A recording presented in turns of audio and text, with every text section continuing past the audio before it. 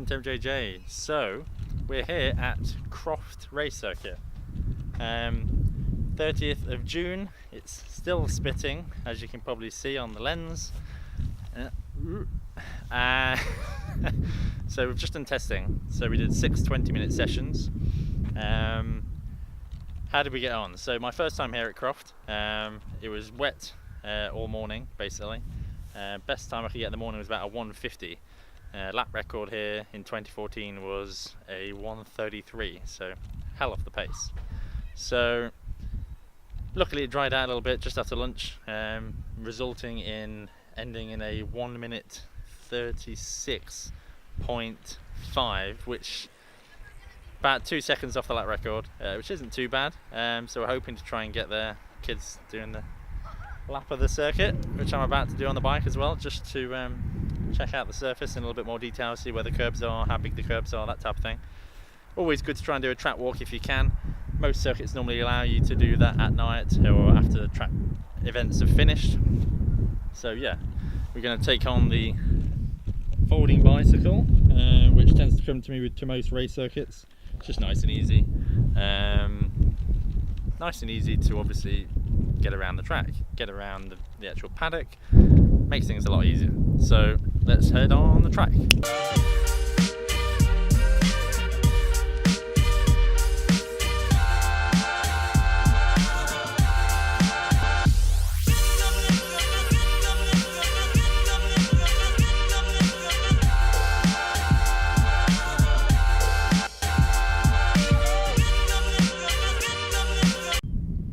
So I personally think this section here is actually one of the trickiest to get right. So you obviously come around the first corner and you're then coming straight down here into this chicane. It looks quite wide from here, but it actually isn't. When you're coming down to this at about close to 100 miles an hour, these seem very close. Obviously you're approaching from this type of angle, and yeah, it's not ideal. It's definitely somewhere I think I'm losing some time. You don't realise just how steep these curbs actually are. You can obviously see where someone's had a few mistakes, but it's quite a substantial step from each curb. So you can imagine hitting that at 100 miles an hour. It's definitely gonna, you feel it basically.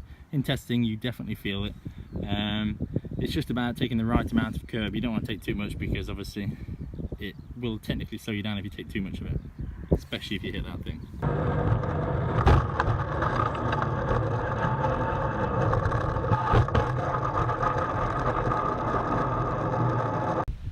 Okay, so we're down near post 10. So this is where I think the circuit gets really interesting. So after you've done that chicane I just showed you, you do a bit of a straight, a right-hander, which is a very good right-hander in my opinion, love it. You then come on to this area. So this is where the Caterhams can pretty much go flat through this left turn, flat through the next right turn, and flat through the next right turn. So incredible sequence of corners, this one, and one over here. And yeah, incredible. Heavy braking zone just over here, and then it's like a double apex round here, and then the other side of these trees.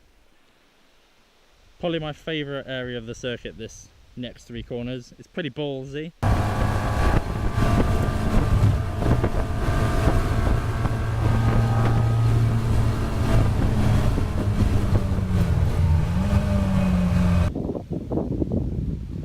So we're hoping nobody uses this line all the way down here basically to exceed track limits, because it's very easy for people to just come straight over the white line to get a faster exit out of the previous corner, and then they just sweep straight back across once they've made the advantage. So let's hope that doesn't happen.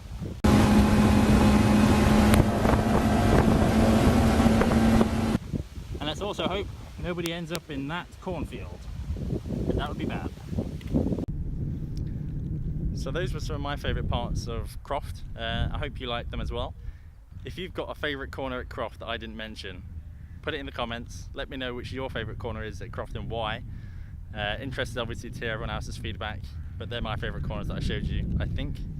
So I'm looking forward to obviously free practice tomorrow morning, and then I think an hour after that we've got qualifying. 2 hours after that we've then got race 1. So looking forward to that. My first race at Croft should be good. Can't wait. And then obviously we've got the second race on Sunday. So thank you, Croft, and see you later.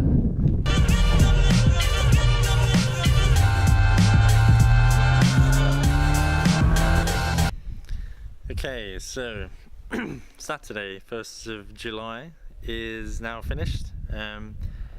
So qualifying, I struggled to find some clear space in qualifying basically. When I did manage to find some, I managed to get some good times in.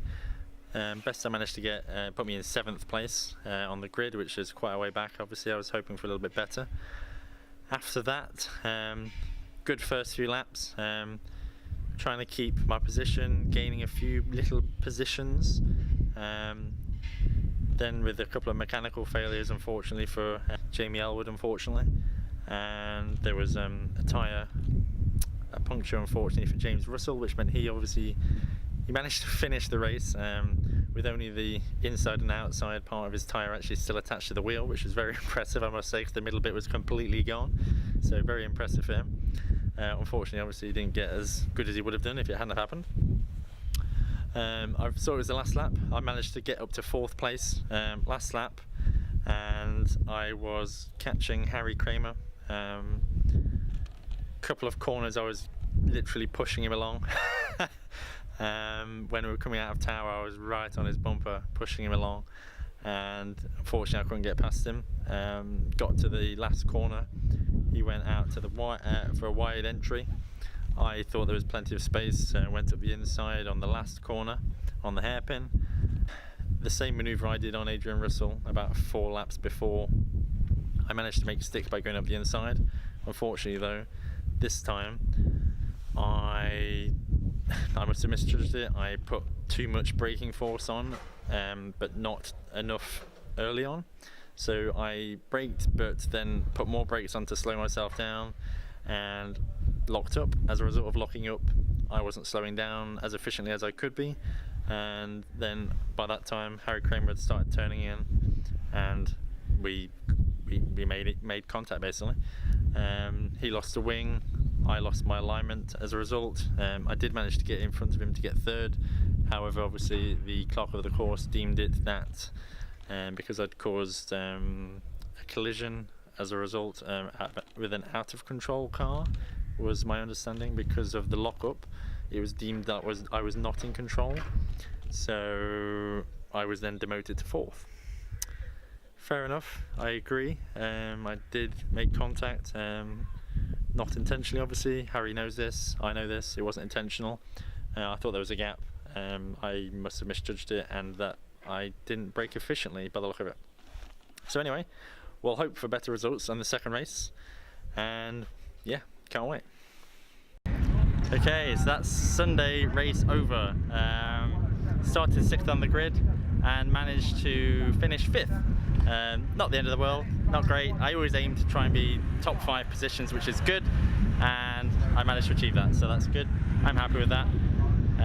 My parents have gone, my wife's parents have just left, and it's time for us now the car's all packed up, to head on home. So thanks for watching, guys. I hope you enjoyed it. I'll put a few clips in around what actually happened during the race, but there'll be a link also to the actual full race, so if you want to see the full race, have a look at that. Alternatively, here's a few little bits. Thanks a lot, guys. Bye bye.